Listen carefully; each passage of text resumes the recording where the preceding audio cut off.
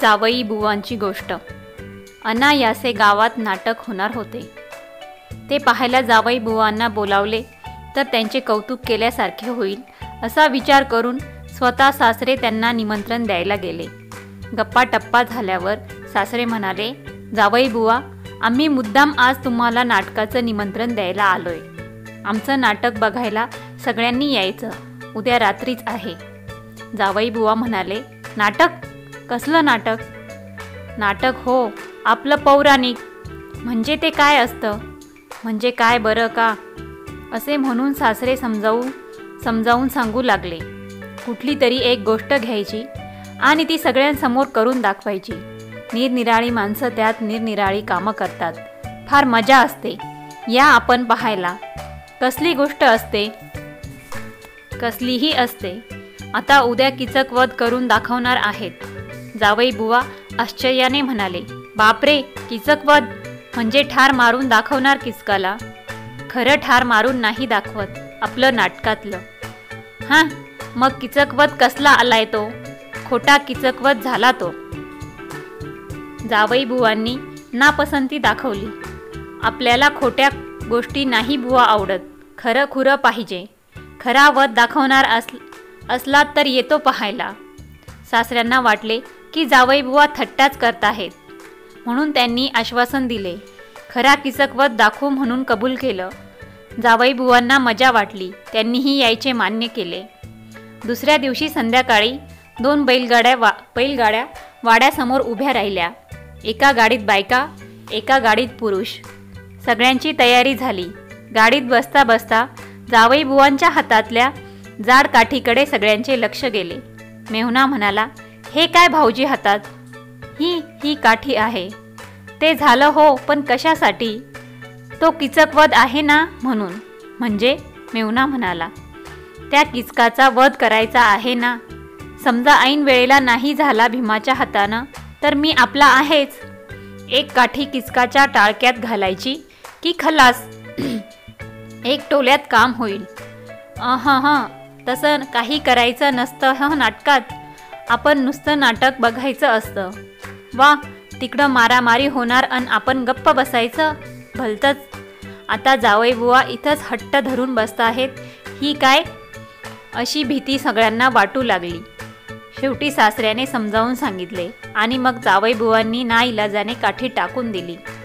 गाड्या निघाल्या. सगळी मंडळी मारुतीच्या देवळासमोर उभारलेल्या तात्पुरत्या थिएटरकडे गेली. थोड्या वेळाने नाटक सुरू झाले. नाटक पाहत असताना सासरे आणि मेहुणा दोघेही जावई बुवांना मध्ये घेऊन हुशारीने बसले होते. तरी पण नाटक जसे जसे रंगात येऊ लागले तसे जावई बुवा एकसारखे उसळ्या मारू लागले. बल्लवाच्या पाकघरातील गमती पाहताना त्यांना भयंकर हसू आले. इतके की दोन तीनदा ते खो खो करून मोठ्यांदा हसले. त्यामुळे लोक त्यांच्याकडे वळून वळून बघू लागले.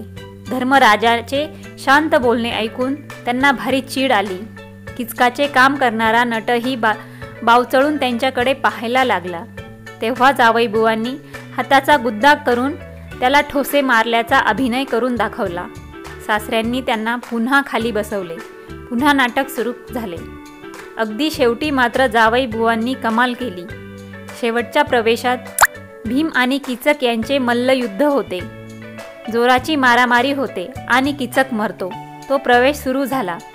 तसे जावई बुवा अस्वस्थ झाले. कुस्ती सुरू झाल्यावर तर त्यांना अजिबात राहावेना. एकदा भीम कीचकाच्या उरावर बसला. मग कीचक भीमाच्या छातीवर बसला.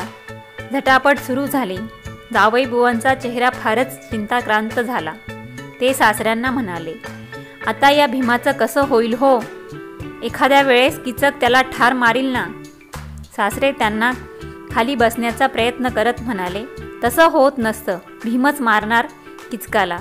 तुम्ही नुसतं पहा म्हणजे झालं. काय सांगताय काय? तो बघा, भीम गेला पुन्हा खाली. आता तो कसला वर येतोय. आपण सगळ्यांनी त्याला मदत केली पाहिजे. छे हो, भलतंच काहीतरी. तुम्ही बसा खाली. पण जावई बुवांचे तिकडे लक्षच नव्हते. ताठ उभे राहून ते भीमाला तिथूनच सूचना देऊ लागले. पण भीमाचे काही तिकडे लक्षच जाईना. मग मात्र जावईबुवांना फार राग आला. ताट दिशी उडी मारून त्यांनी स्टेजच्या दिशेने धाव घेतली. जावईबुवांच्या या वागण्याने सगळीकडे गोंधळ सुरू झाला. सरका सरका बाजूला असे ओरडून त्यांनी स्टेजवर उडी घेऊन किचकाला एक जोरात ठोसा लगावून दिला. इतक्या जोरात की किचकाने डोळे पांढरेच केले. तो मोठ्याने ओरडला, अगं आई आई, मेलो मेलो. भीम मध्ये पडू लागला. तेव्हा त्यालाही जावईबुवांनी एक गुद्दा मारला. हा प्रकार पाहिल्यावर सैरंध्रीने धूम ठोकली. भीम आणि किचक दोघेही हातात हात घालून पसार झाले. इतकेच नव्हे तर प्रेक्षकांतलेही बरेच जण पळत सुटले.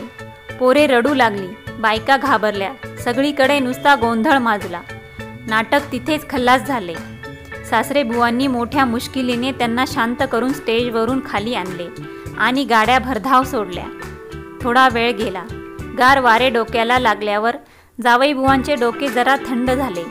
इकडे तिकडे पाहत ते सगळ्यांना उद्देशून म्हणाले, आता आमच्या गावी पण असंच नाटक करायचं. मीच भीम होईल, म्हणजे कटकट नाही. तुमच्या या किचकाला तिकडं पाठवून द्याल का?